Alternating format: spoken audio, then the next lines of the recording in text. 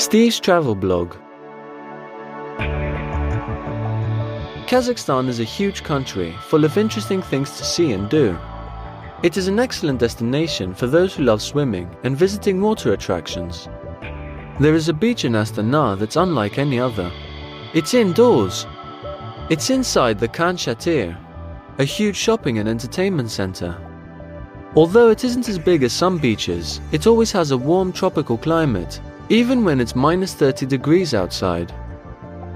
The white sand comes from the Maldives, and the water is lovely and warm. Another great place to visit is Almaty Central Park.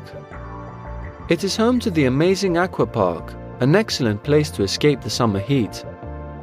In August, it can get as hot as 35 degrees, so it's really nice to cool down in the pool and go on the water slides.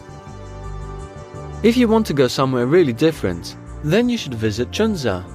It's much smaller than Almaty or Astana, but it has more than 140 mineral springs. This place is a 5-hour drive east of Almaty. But it's worth it because on the way you can see the picturesque Kokpek Pass and the Sharin River. It's a perfect place to relax,